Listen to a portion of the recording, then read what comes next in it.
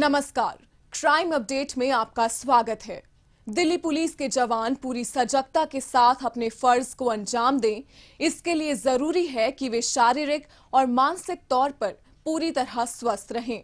यही वजह है कि दिल्ली पुलिस द्वारा पुलिस कर्मियों के स्वास्थ्य को ध्यान में रखते हुए प्रोजेक्ट निरामय चलाया जा रहा है।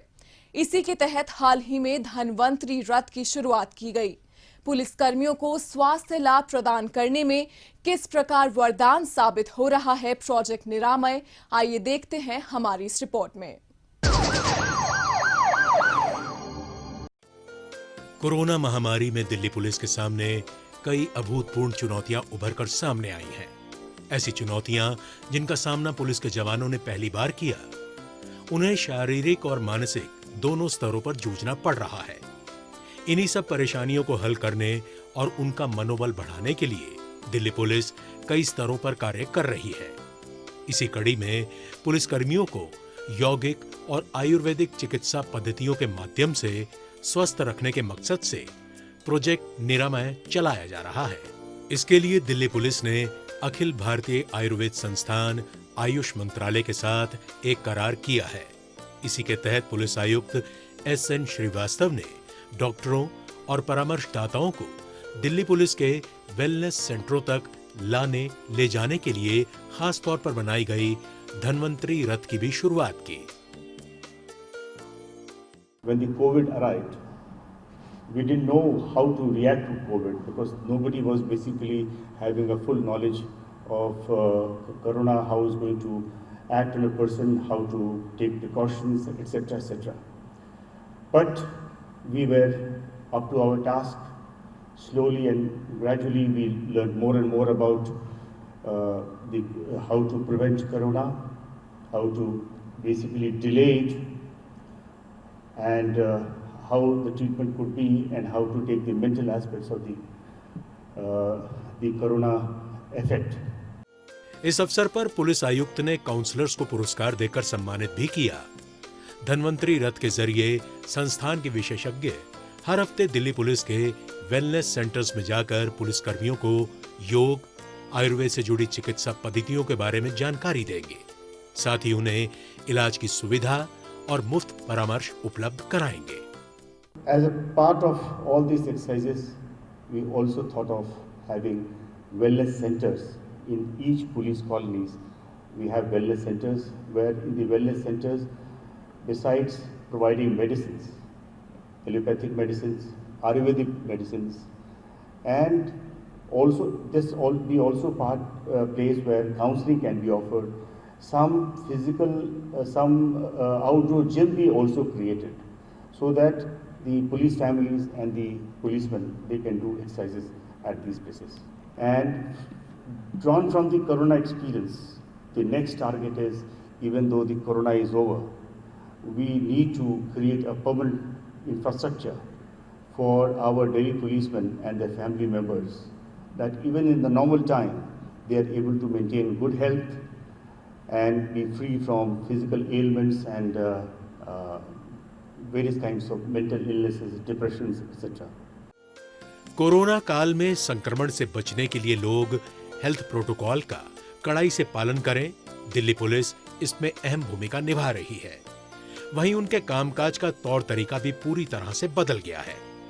कानून व्यवस्था को बनाए रखने के साथ साथ उन्हें कोरोना से बचाव का भी खासा ध्यान रखना पड़ रहा है, जिससे उनके स्वास्थ्य पर विपरीत प्रभाव भी पड़ रहा है। पुलिसकर्मी स्वस्थ रहें और पूरी ऊर्जा के साथ अपने कर्तव्य को अंजाम दे सकें, इसी को ध्यान में रखते हुए पुलिस द्वारा प्रोजेक्ट निरामय चलाया जा रहा है, जिसके सकारात्मक परिणाम सामने आ रहे हैं।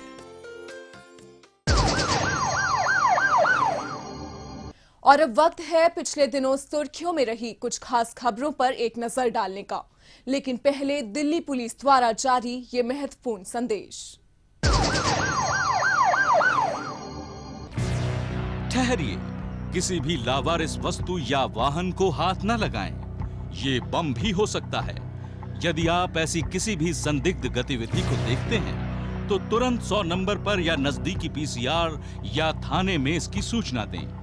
आपकी जरा सी सावधानी किसी भी बड़े संभावित हादसे को रोकने में मददगार साबित हो सकती है।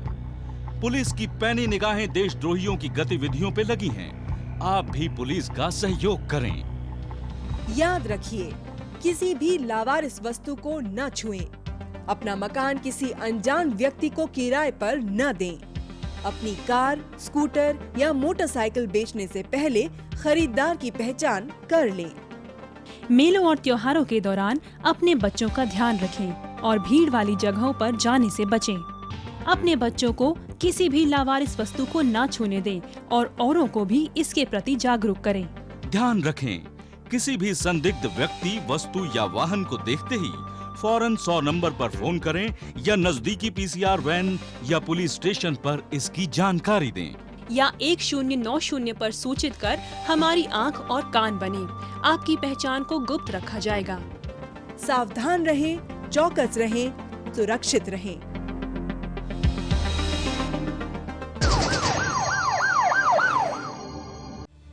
दिल्ली पुलिस की रेलवे शाखा ने हजरत निजामुद्दीन रेलवे स्टेशन से 2 फर्जी रेल कर्मियों मार्तंड रुबाब कामले और ओमकार बैरागी को गिरफ्तार किया है।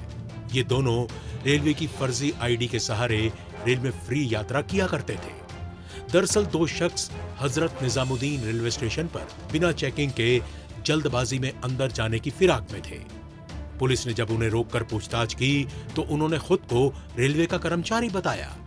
संदेह होने पर पुलिस ने जब उनका पहचान पत्र चेक किया तो वो फर्जी निकला। पूछताछ में ये बात सामने आई कि ये दोनों पहले भी रेलवे के फर्जी पहचान पत्र के जरिए कई बार लंबी दूरी की ट्रेनों में यात्रा कर चुके हैं। पकड़े गए आरोपियों में से मार्तंड रुबाब रेलवे वेंडर का काम कर चुका है और उसे रेलवे के बारे में थोड़ी बहुत जानकारी थी। इसी का फायदा उठाकर उसने फर्जी पहचान पत्र बनाकर मुफ्त में यात्रा करने की योजना बनाई थी।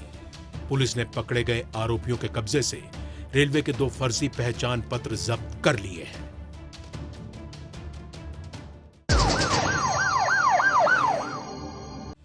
बाहरी उत्तरी जिला पुलिस ने मेरठ में स्थित अवैध रूप से हथियार बनाने वाली फैक्ट्री का भंडाफोड़ किया है। इसी सिलसिले में पुलिस ने अवैध हथियार बनाने से लेकर तस्करी में शामिल 4 आरोपियों को गिरफ्तार किया है। गौरतलब है कि पुलिस ने शाहबाद डेरी इलाके में एक शख्स शुभम को अवैध कट्टों के साथ गिरफ्तार किया। पूछताछ में उसने बताया कि उसने हथियार मेरठ के मोहम्मद आजम से लिए हैं। सूचना के आधार पर पुलिस ने आजम को दिल्ली से ही गिरफ्तार कर लिया जब वो हथियारों की डिलीवरी देने यहां आया था। उससे पूछताछ में ये बात सामने आई कि वो मेरठ में मोहम्मद इलियास नाम के व्यक्ति के साथ मिलकर अवैध हथियार बनाने की फैक्ट्री चलाता है। इस आधार पर पुलिस ने उसके ठिकानों पर छापा मारा और अवैध हथियार बनाने में इस्तेमाल होने वाला सामान जब्त कर लिया। पूछताछ के आधार पर इस गोरख धंधे में शामिल मोहम्मद इलियास और पंकज नाम के 2 अन्य आरोपियों को भी गिरफ्तार कर लिया गया।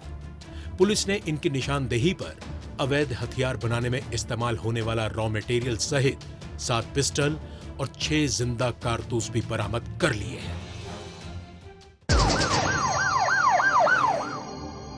दिन दहाड़े हुई लूट की वारदात को सुलझाते हुए द्वारका जिला पुलिस ने 4 आरोपियों को गिरफ्तार किया है। पकड़े गए आरोपी गैस एजेंसी के कर्मचारी से उस वक्त रुपयों से भरा बैग लूटकर फरार हो गए थे जब वो बैंक में पैसा जमा कराने गया था।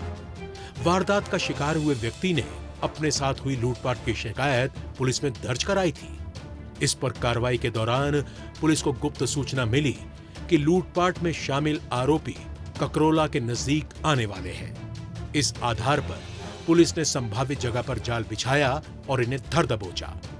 पुलिस ने पकड़े गए आरोपियों के कब्जे से लूटे गए 3,28,000 रुपए, एक कार और 5 देसी पिस्टल भी बरामद कर लिए हैं।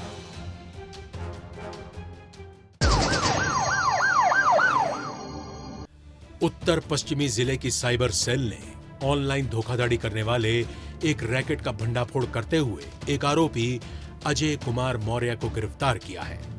इस रैकेट के मास्टरमाइंड दुबई में बैठकर सोशल मीडिया के जरिए भोले भाले लोगों को अपने जाल में फंसाते थे। ऐसे ही धोखाधड़ी का शिकार हुए एक व्यक्ति ने पुलिस में रिपोर्ट दर्ज कराई थी। जांच पड़ताल के दौरान पुलिस ने बारीकी से कई कड़ियों को जोड़ा और आरोपी तक पहुंचने में कामयाबी हासिल की। पकड़ा गया आरोपी पेमेंट गेटवे और बैंक अकाउंट में हेरफेर करके बड़ी ही चालाकी से लोगों को चूना लगाने में लगा था। दक्षिण जिला पुलिस ने एक कुख्यात इनामी बदमाश राम बाबू को गिरफ्तार किया है। पुलिस ने इस पर 25,000 रुपए का इनाम भी घोषित कर रखा था। पकड़ा गया बदमाश वर्चस्व कायम करने के लिए अपने आसपास के लोगों को डरा कर रखता था। यह हमेशा हथियार लेकर चलता था। हाल ही में ये एक युवक की हत्या करके फरार हो गया था। पुलिस को गुप्त सूचना मिली थी कि कुख्यात बदमाश सैनिक फार्म के नजदीक आने वाला है। इसी आधार पर पुलिस ने संभावित जगह पर नाकेबंदी की और इसे गिरफ्तार कर लिया। पकड़ा गया बदमाश कई मामलों में पहले से ही वांछित चल रहा था। अपराधियों को पकड़ने में जनता भी अपना सहयोग दे सकती है। अगर आप भी किसी अपराधी या अपराध से संबंधित कोई जानकारी रखते हैं तो फौरन ये जानकारी पुलिस को दें। आपकी पहचान को गुप्त रखा जाएगा।